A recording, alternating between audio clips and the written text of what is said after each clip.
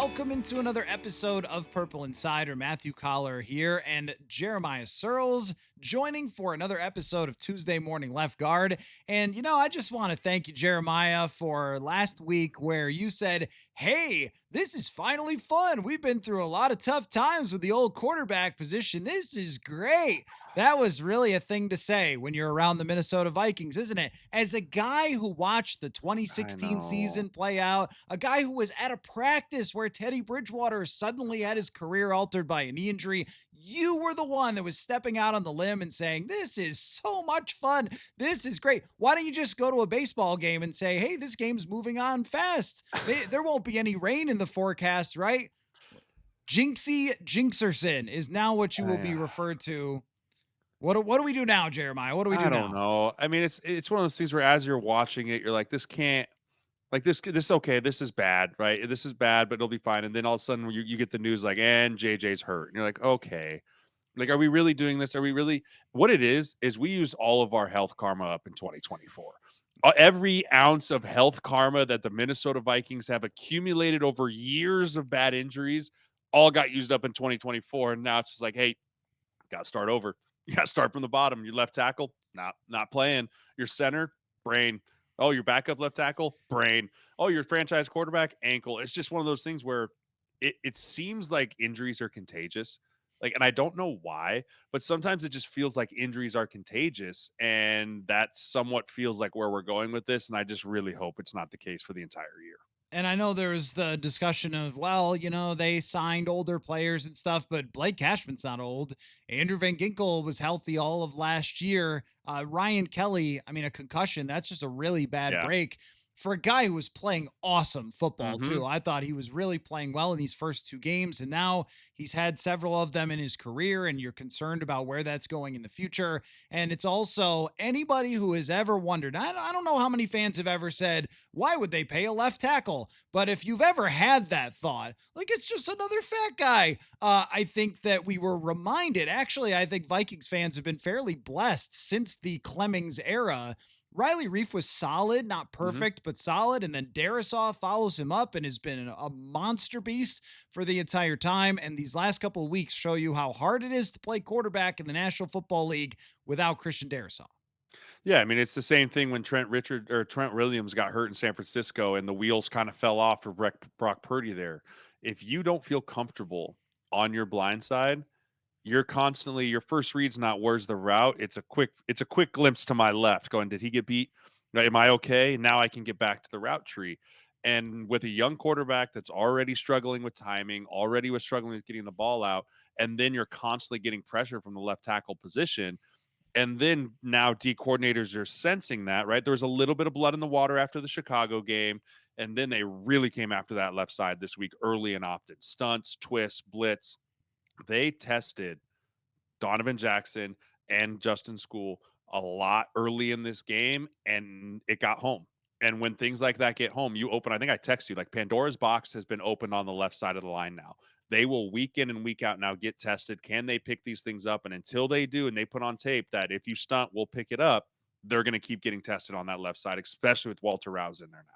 It reminded me of exactly what it looked like with the Rams game last year for the Yeah. Vikings and mostly really the end of the season where we saw the Cardinals last year beat that left side by using a lot of stuff like delay blitzes and stunts and twists, and then the Rams just threw it all at that when it was Cam Robinson and Blake Brandel because they knew they couldn't handle it. And it was very clear that they were in over their heads in that game against the Falcons. And Raheem Morris, no dummy, like Yeah. knows what he's doing with defense. They also know how KOC wants to play offensively. That's a guy who has a lot of experience with that McVay offense, having been out there with the Los Angeles Rams, and it was a perfect storm for pressuring JJ McCarthy.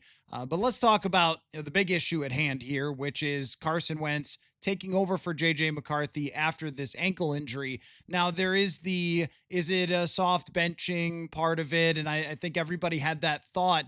I think that it's an injury that would take a quarterback out for a couple weeks, but you especially don't want to rush him back in there if Darisaw's not going to be back or just at all. Like he was struggling so much that you wouldn't want him with any sort of injury trying to play versus Carson Wentz, who can probably get this offense back on track. So let's talk about the McCarthy part of it first, and then we'll Yeah. get into Wentz.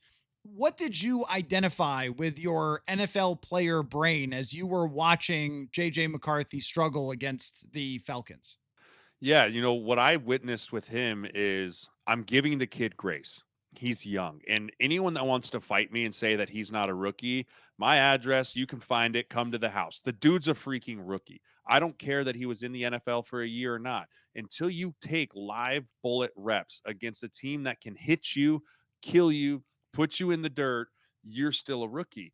And what I saw from him was his processing speed just isn't there yet.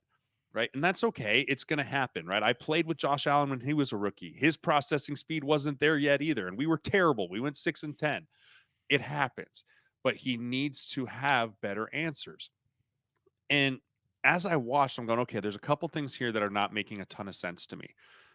I get Kevin O'Connell wanting to say, I have full faith in JJ McCarthy and I'm going to let him go out here and I'm going to let him get the reins and go.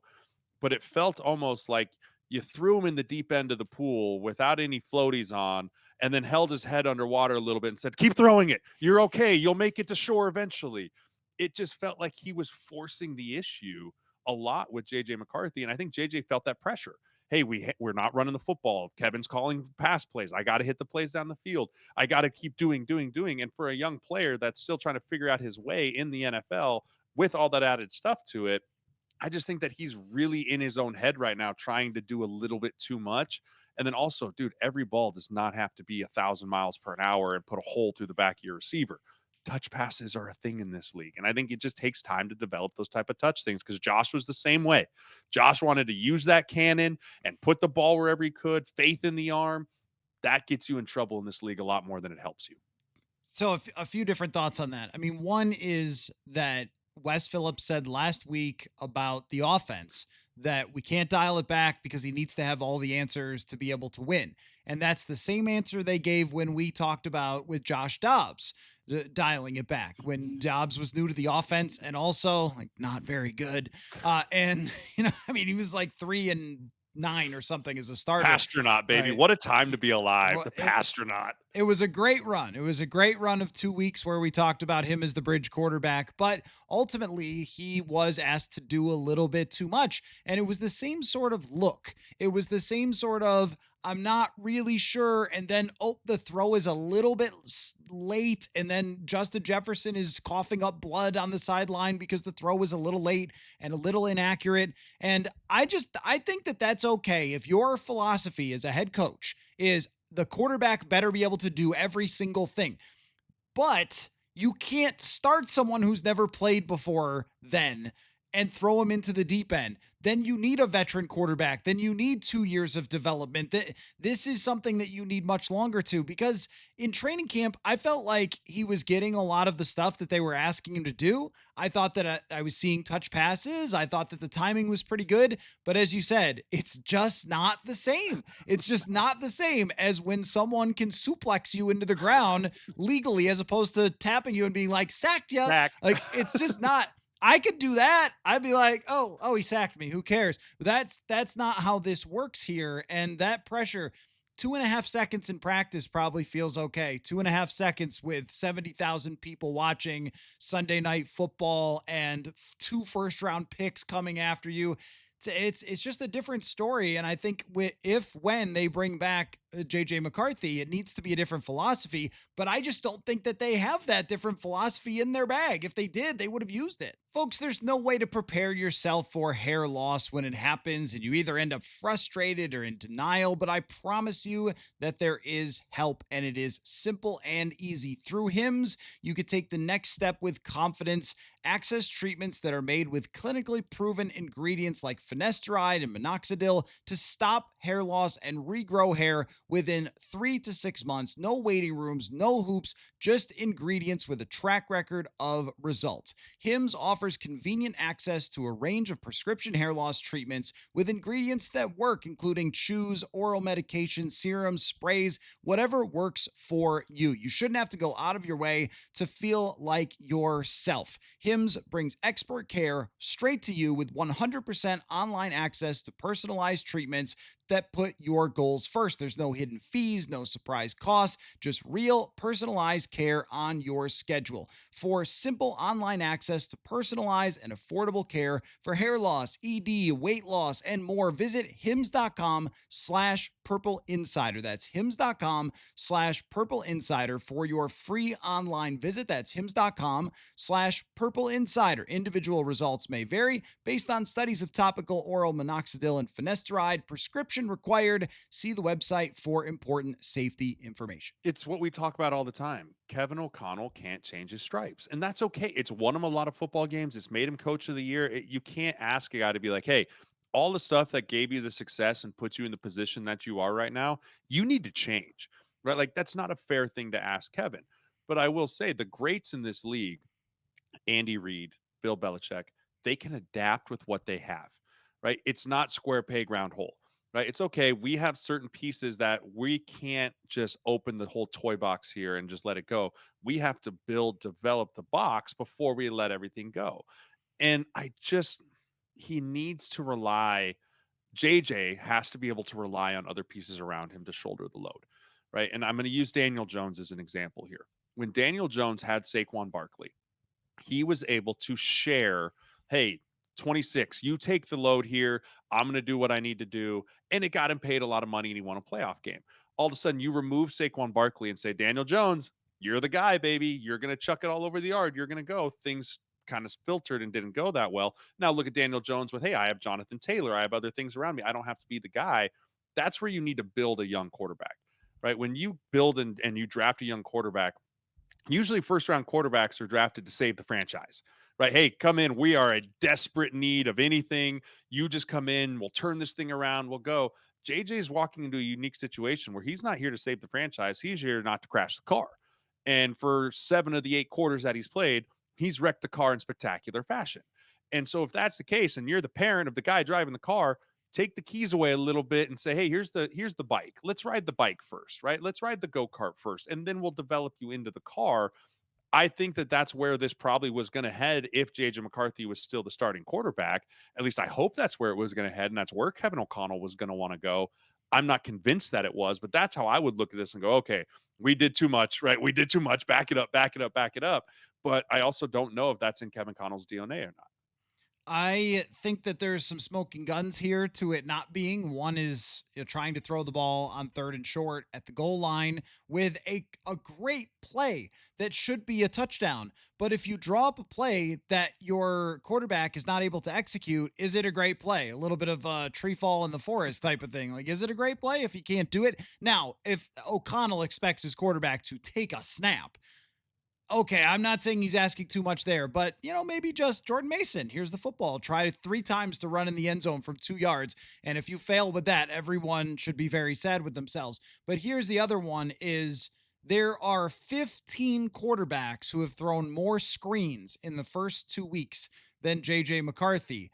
We love screens. We love screens on this show so much. He is tied with Lamar Jackson and Matthew Stafford and Jared Goff, like these veteran quarterbacks with 6 screens. The guys who have thrown, Trevor Lawrence has thrown 16 of them. Like Bo Nix has thrown 11 of them. He's looked pretty bad these first couple of games.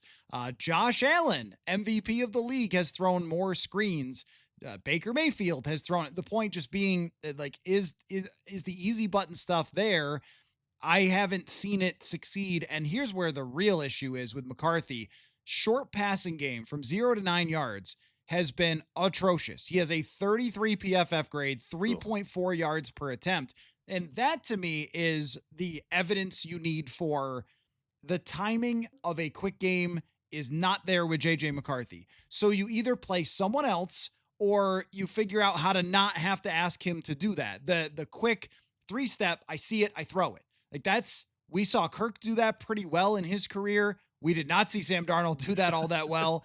and we're not seeing JJ McCarthy do it all that well. But when you've only thrown 7 passes behind the line of scrimmage in 2 games with this young of a quarterback, I mean, I'm going back to Jake Browning with Cincinnati when he had to take over for Burrow. It's kind of all they did Yeah. was deep shots to those good receivers, and then the screens and runs. Kind of did that with Jordan Love early in his career with Matt LaFleur. I just don't think that's who O'Connell is. I don't think it's a philosophy, which means it's going to be really hard for McCarthy to run this, which kind of brings us to the next level of the conversation, which is how long are we going to see Carson Wentz? Because Schefter's out here saying 2 to 4 weeks, but is it going to be 2 to 4 weeks or is it going to be longer than that? I don't think it'll be longer than that. But the thing that worries me the most is young quarterbacks, especially rookies, they usually suck in the first part of the year. Like historically speaking, right? CJ Stroud was kind of the anomaly that just took the league by storm. And now he's regressed in his second and third year, if you ask me. But you kind of see this shift of these young quarterbacks, first 5 games, first 6 games in the league, just an eye opening moment, right? Hey, those dudes literally are giants that run really fast, and the windows are a lot smaller than I remember. The margin for error, oh, that 40-second clock matters now. Like there's just a lot that goes. So usually those first 5 weeks, you're growing pains. And then you start to see guys, the good ones, start to grow later in October, November, December. This problem is this pushes that growth period back into late October, into early November, when the games start to really matter a whole lot more. You can't win the division in September, but you sure as shit can lose it. Like it can be out of your grasp really quickly. And so now you're saying, okay, 1-1 here with McCarthy. Now he's going to sit the bench for 2 weeks, 4 weeks, whatever it is. Well, now we're just pushing that growth period back to if he comes back, and you're never really 100% healthy when you come back from an injury in season. Like you don't ever feel like you did before the injury. It's just managing the pain. So now you're saying on top of the ankle, his mobility might be a little bit limited and he's still speeding up. You're pushing the growth of this guy back further and further. And that's where you have to decide if Carson Wentz has success, do we go back to what our master plan is of grow JJ McCarthy, or do the veterans on this roster like Jonathan Allen, Hargrave, Brian O'Neill, like these dudes are feeling they're looking around going, I don't have 2 years for us to figure this out. We need to win right now. That's where you have to start going, okay, where do we go from here? Do we redshirt him a little bit here? You only played in 2 games. We can still redshirt him. Or is it, hey, this is our guy. All our chips are in this basket. We're putting him back out there. So this is where the tree of scenarios that you start following down, like the if then type of Mm-hmm. situations, because if they win the next 3 games, which is extremely plausible For considering the sure. quarterbacks that they're facing, then you end up sitting there at 4-1 coming back from London to face the Philadelphia Eagles at home. And I just don't see how you could say, hey, I hope that ankle's healed up. Here are the Eagles with one of the hardest defenses schematically to face against a team that's got a great defensive line. Jalen Carter, I mean, if he's facing off with Donovan Jackson, that could be a homicide right there. And Jackson certainly got welcomed to the NFL a little bit more in week 2 than he did in week 1. But that, I mean, that goes for anybody. Like any Yes. offensive lineman who faces Jalen Carter is going to walk out of that arena feeling pretty bad about themselves. Is that the environment that you want McCarthy to come back to? But then you play the Chargers in a short week. And is that the environment you want him to come back to with a limited game plan? And then you go to Detroit where Sam Darnold freaked out at Ford Field because of that atmosphere. That's a division game. And I also think that the locker room is a huge factor here because there are a lot of players who came here with the idea of competing for a Super Bowl. That's what Yep. they were sold on, and not to spend their entire season trying to help someone become the best versions of themselves eventually. And that becomes for Kevin O'Connell something he's going to have to really manage the rest of the way, because at the same time, for the betterment of the long-term franchise, you need to find out if JJ McCarthy could play. And I can't tell you that after 2 games. No, and no one can. No one can tell you if JJ McCarthy is going to be a dude in this league or not, right? We talked about the it factor and he had that piece. And yes, I still think that's in there. But if you have the it factor, but you lack the overall talent to be able to do it on a week in and week out basis, that's a bigger problem. There's plenty of dudes in this league that have that drive and that fight and that everything to it, but the talent just doesn't develop into what you want it to be. I'll put Trevor Lawrence in that category, right? Like there's times Trevor Lawrence has incredible moments, but there's times where you're like, oh, you leave a lot to be desired here. Now he's making $55 million, so they'll pay those dudes. But I agree with you. When is the right time to bring JJ back? Is it when he's fully healthy? Is it when Carson finally stumbles? Because he will, right? I don't think. I mean, that's the big what if is that Carson is what we hope Carson can be, the best version of himself, or is he the one that lost 30-0 against the Denver Broncos in Week 18 last year? I don't know. He's been on the couch all summer. He's been on the couch all training camp. He hasn't had the reps that makes me feel like, oh, I feel good about Carson Wentz coming in this game and operating. I think he's going to operate better than JJ McCarthy just based off the ability to. He's played in this league. At one point, he was looking like a rising star in this league, and then he never really came back from the ACL injury. So there's signs pointed there, but I agree with you, man. And it's not that the locker room's giving up on JJ McCarthy. I don't want that to be the narrative. I don't want the we don't want the kid thing. That's not what it'll be.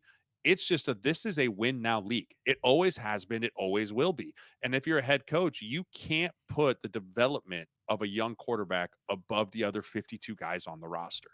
You just can't do it. You'll get upset. You'll have chasms in the locker room. You'll have fights. You'll have guys not happy. You'll have a bunch of media questions. You have to eventually do what is for the betterment of the 52 guys, not the quarterback position. But at the same time, you have to go, but is this guy our future? Or do we have to start figuring other things out? It's why the head ball coach makes the money he has. It's why those dudes, the buck stops with them. It's not a fun position to find yourself in week 2 of the season. And the other scenario is that if Carson Wentz does not play well and they lose 2 out of 3 here, then you're talking about all this money spent this whole season that was pumped up to be this thing that they had reached for 3 years. And then it's on the brink. And you're saying, hey, JJ, would you mind just like saving the whole season for us?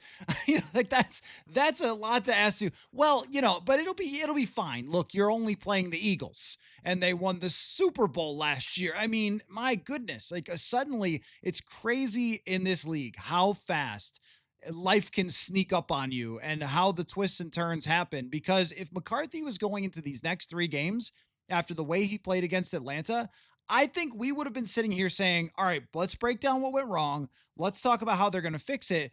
But we still think they can fix it. I said after the game, I still think this is a double-digit win team. They just need to figure some things out with JJ McCarthy. But now it feels like everything is on the table. We don't have any idea what's going to happen. And I was going to ask you, FanDuel question of the day here is on FanDuel right now, 9 teams have a better chance or better odds to make the playoffs than the Minnesota Vikings. I'm sure this has been adjusted in part from the recent results and injury. Is that fair? Like, do you think it's fair that 9 other teams have better odds to make the playoffs than the Vikings? I do because the NFC there's some really talented teams in the NFC. I mean, you look across the whole thing of it, and then you're going, okay, well, the easy way into the playoffs is win your division. Probably, I mean, watching what Green Bay's done, watching what Detroit did to Chicago, tough road to hoe. Not impossible, right? But tough road to hoe based off the 2 offensive performances that we saw. I mean, I don't even think we ran 100 plays yet this year, Matt. I mean, that's unheard of for an offense in the National Football League to not get 50 to 65 plays a game. Like, that is just kind of industry standard. And so you're looking at that going, okay, they're probably not going to win their division. Are we certain that with this quarterback problem, they're even a top 7, 8 team in the NFC? There's a lot of really talented teams that are not going to win their division. I mean, shoot, the whole NFC West is 2-0 or 1-1, right? So you're saying, okay, maybe there's the teams we're going to come out where the Rams are healthy with that Stafford. I think it's a very fair thing to say right now, just based off of the status of the rest of the league. We get out of our Minnesota bubble and you look across the league and see teams like Seattle taking the next step in their evolution of who they are. Carolina shows some life against Arizona. Tampa goes down and beats Houston. I mean, there's just a lot of teams in the NFC that I think are way ahead of where the Vikings are at this current moment. Again, we'll reassess this in November, but the path on which the rest of the teams are versus the rocky roller coaster that the Vikings are riding right now, I think that's a very fair assessment. I think that if they can get to 4-1 and even 3-2, it's not over. No. If you go 1-2 in these next 3 games, say goodnight to 2025, and I guess we'll start our draft analysis. Yeah. in October. Just I threw up in my mouth right now talking about that after such an interesting and entertaining offseason where they made so many moves that I thought were the right thing to do. This next run is very pivotal because if you get to 4-1, then the whole rest of the way you need to go 6-7 and Mm, you can make the playoffs if I'm doing my math right there. sounds If, right. if you need 10 wins to at least get a shot, and look, if you get a 10-win season and don't make the playoffs, then, well, it's a bad break. But to get to double digits, so these next three games become enormous for them in order to actually make this work. So let's talk about some of the other things on the roster going on because it's just been so much focus on this singular issue, which is now the biggest thing facing the franchise for today, for the rest of the season, for the future. So it really is that big, this injury for McCarthy coming off that performance. And, the other part of it too, Jeremiah, is just how it looked in the last thing we saw and how much that impacts decisions. Because if the last thing we saw before he got hurt was Chicago, we'd be like, oh, well, 2 to 4 weeks, he'll be back. It's fine. Like, you get him back 100%. out there. The last thing we saw was him not looking like an NFL starting quarterback. And that makes it a lot harder for reintegration. But the offensive line is problematic. What did you see outside of just like hammering away at Justin School? I always feel bad when that happens. Like he's trying. There's nothing you could do there. He's trying. Imagine how bad guys who aren't playing in the league are at left tackle. Mm, And how good Darisaw is and how much yes. money he's worth.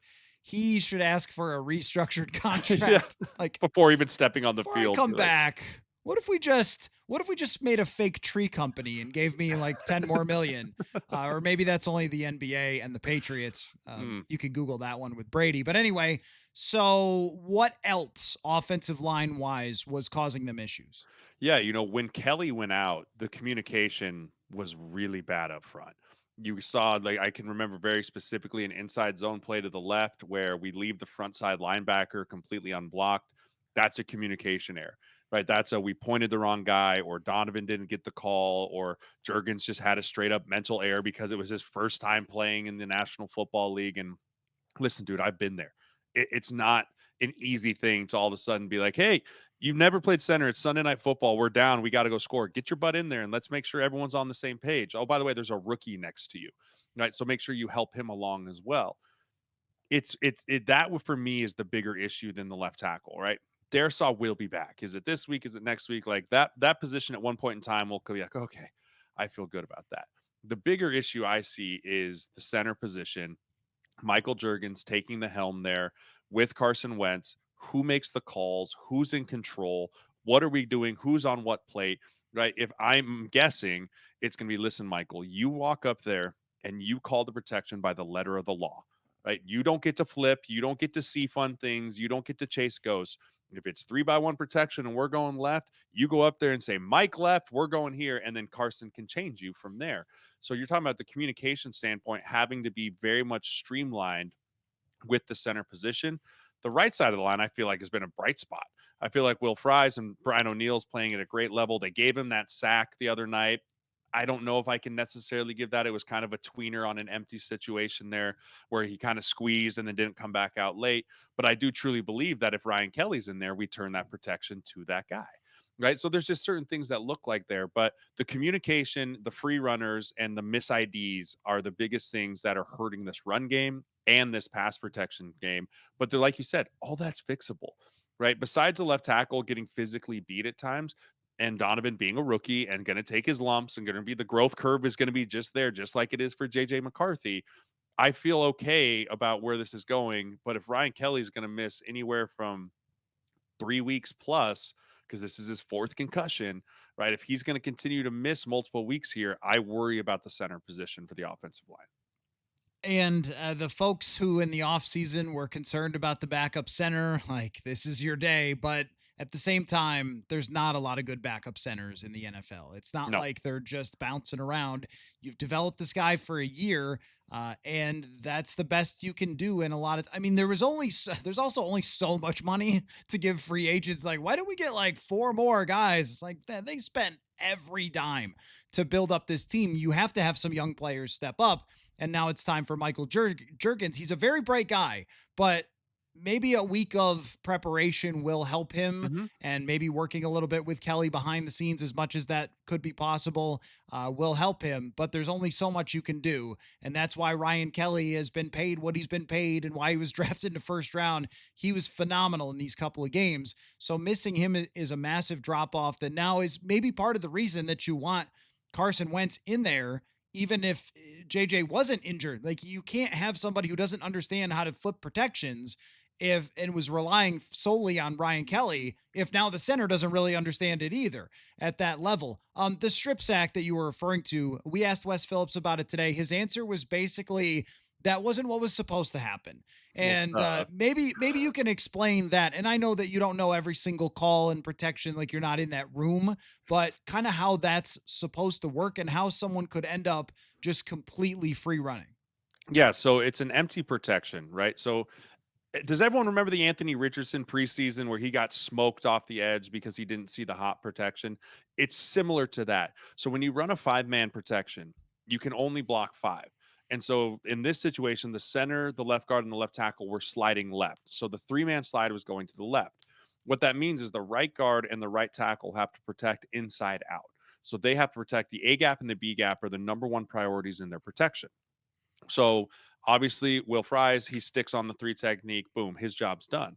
As Brian O'Neill sets, he watches that linebacker that's stacked over that three technique take two steps forward. And as a tackle, as your rule is, if that linebacker looks like he's coming into that B gap with bad intentions, that's where you have to say, okay, I have to jump in here and protect him. Well, what happened was he took two steps forward. And then as the back free released, he also released with the back.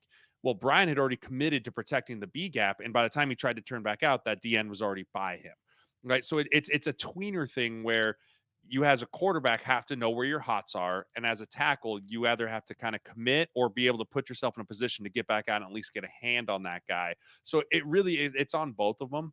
Right. It's on the quarterback and it's on Brian O'Neill, but it is just one of those plays. It's a football play, right? Sometimes those guys are paid a lot of money there too.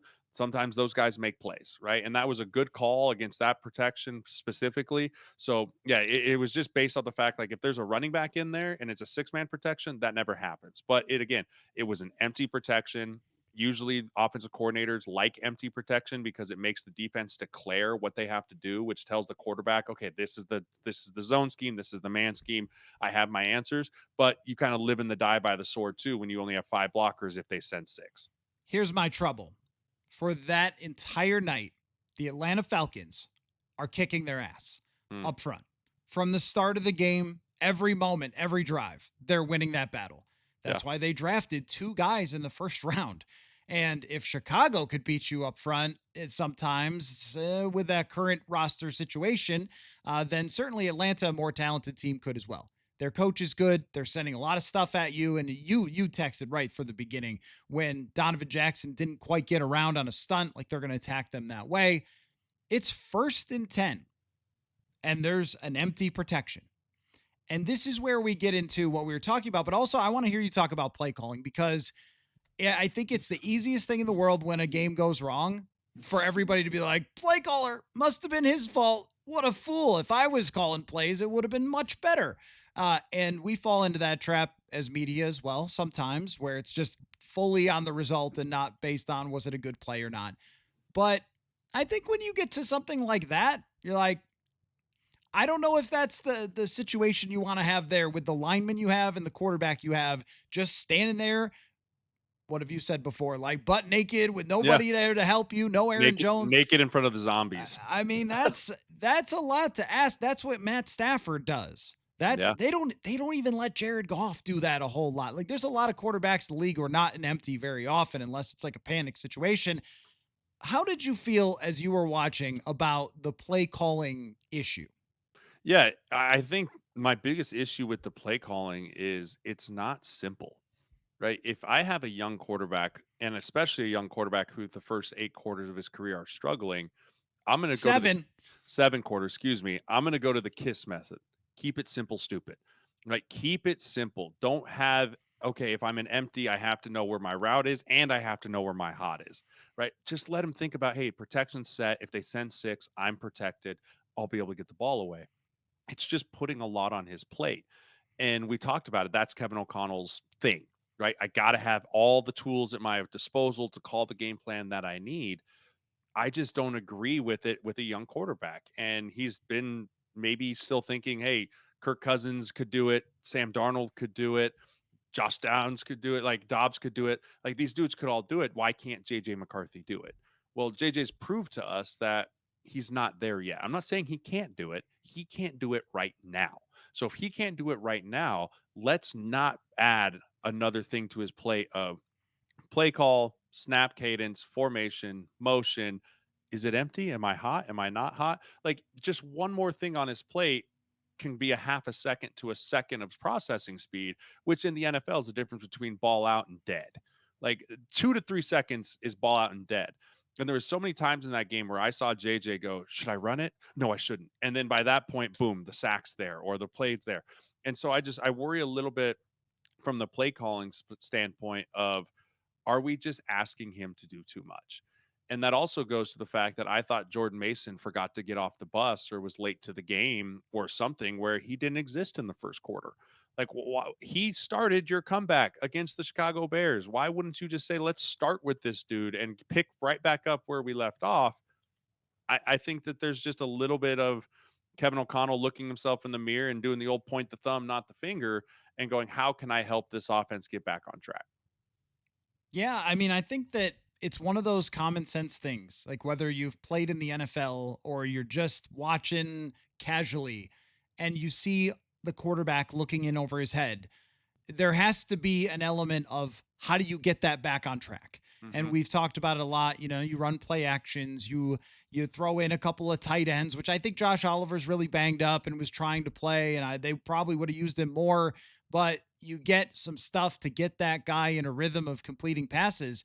And the commonality with this team since O'Connell got here is it seems really hard to do to just get the ball in the hands of Justin Jefferson, get the ball in the hands of even an Adam Thielen, even if you gain 5 yards on a completion, 6 yards on a completion, a screen, whatever it might be. I think the average yards per screen completion is something like 6.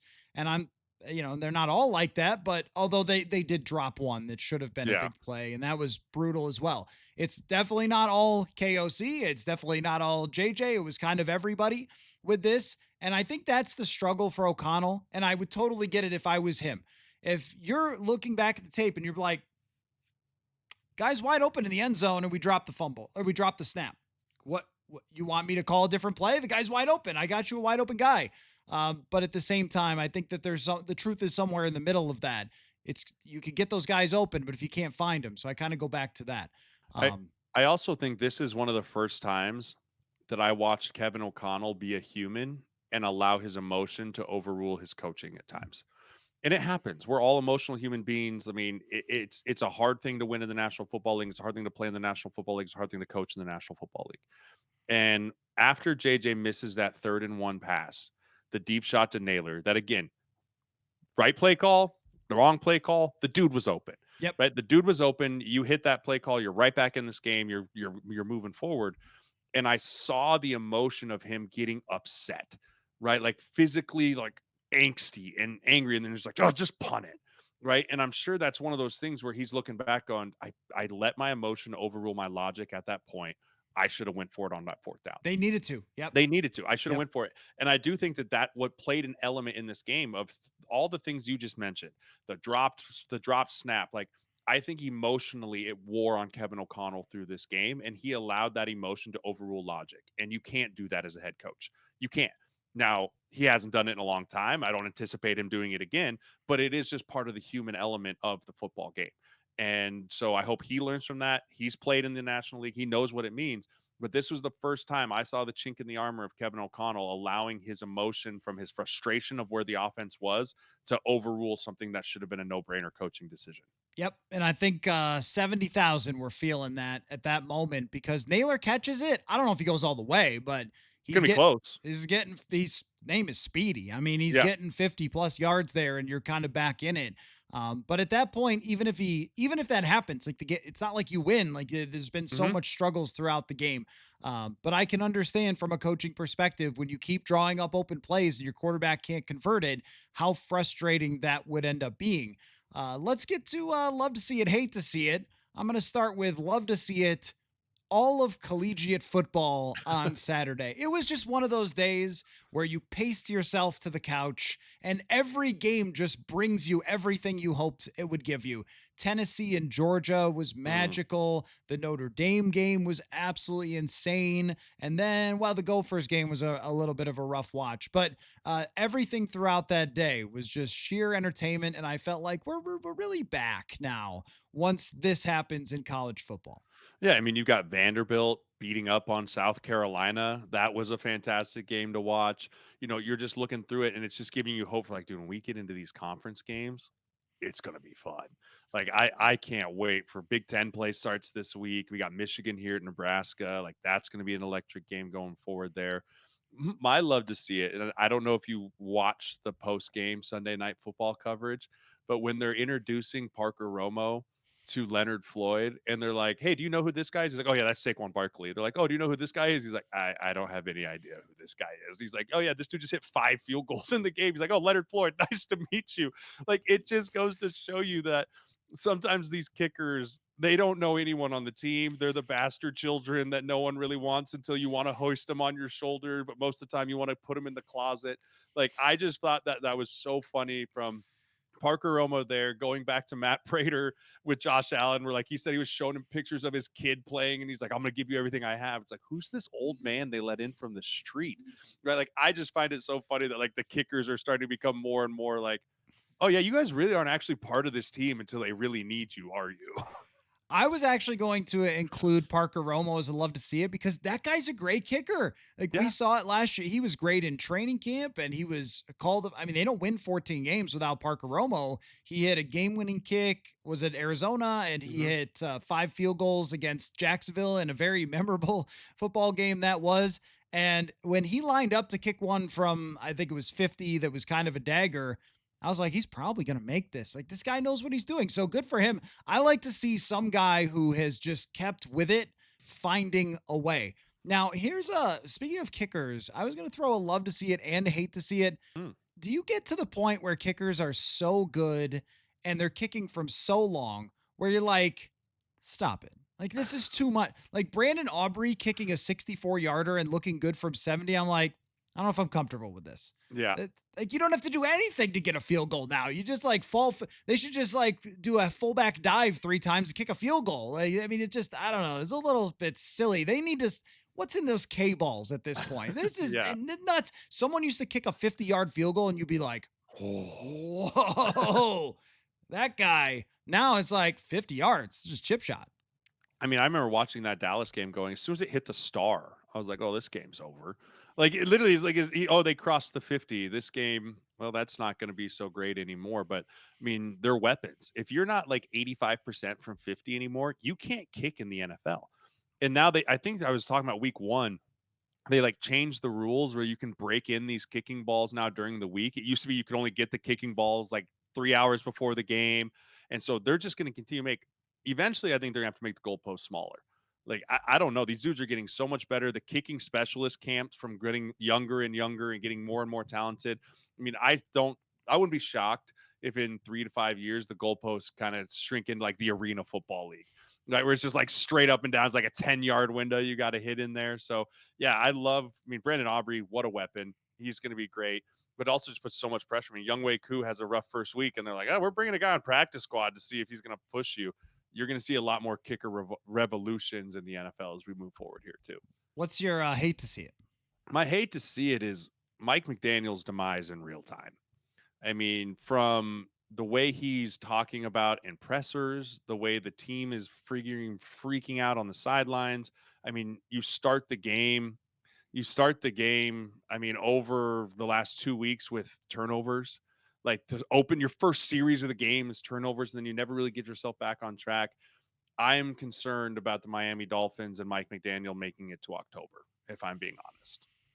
I think that's he's actually taken over maybe for Kevin Stefanski for most likely coach to get fired. At least we all knew that Cleveland was going to be terrible when they were starting Joe Flacco, but I think there were much higher expectations for Miami to be a competent team.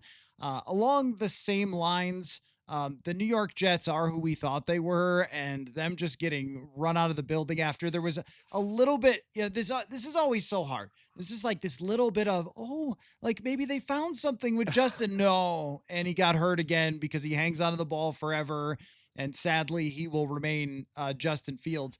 I also think, I hate to see it wise, watching the Monday night doubleheader. I don't know how you feel about that. As a man with kids, maybe you just wanted to get to bed. I But the Texans, I mean, just Yeah. after such a great start with CJ Stroud, have just kind of bumbled around. And Daniil Hunter, oh my God, the Euro step that he put on, like the sack, he's great. Their defense is great. They got lots of tools and they just can't really figure it out. And I don't know what's wrong. I don't know if it's Stroud. I don't know if it's the line. I don't know if it's the coordinator again, but I was really excited about where CJ Stroud was going to go. And now I kind of hate to see that it's just not going anywhere.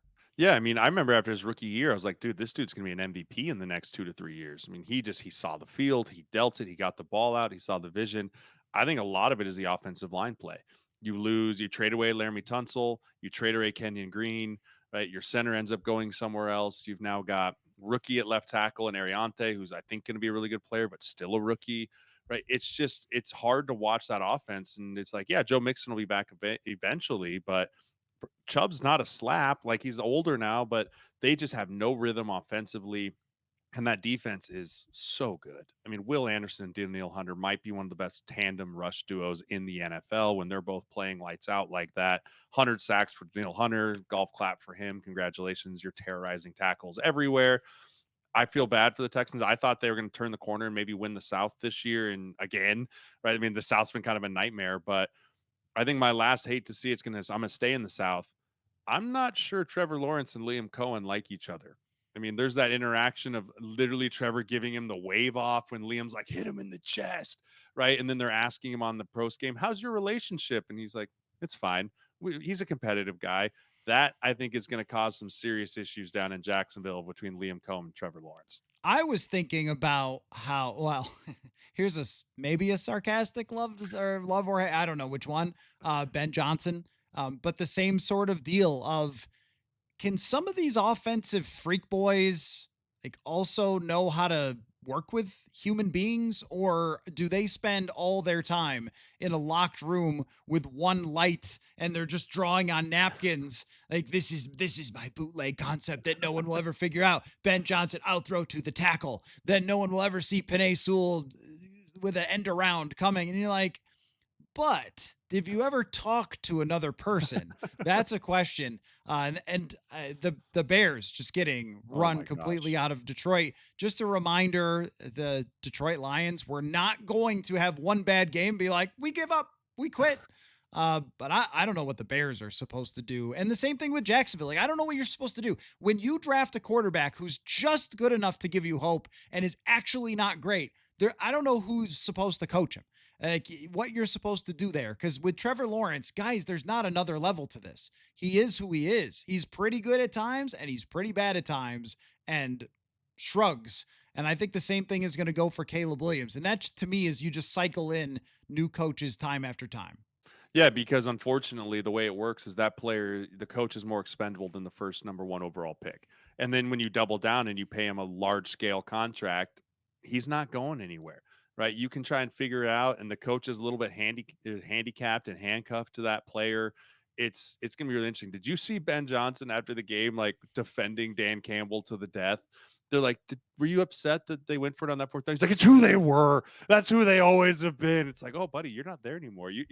It's okay to be like, yeah, no, he should have done that. But I think he still has a lot of respect for Dan Campbell in that realm there. But yeah, I feel bad for Ben Johnson because Caleb Williams he's not it. He's not it. And I know you can call him a bust or not, but what he's shown in the sample size that he has given, he does not show that he has what it takes to be a quarterback in the National Football League. And Jared Goff, Five just tutties. still out there doing it. Okay, well, we'll see what happens going forward. We're gonna maybe hope for some more love to see it as we go forward. But you know what? We'll be here no matter what. That has been proven from us throughout history, and we'll just have to see how it goes. I don't think anybody knows where this bus is taking us from now on, Jeremiah. We just know that we're going to be on it, and we have no control. So See you next week.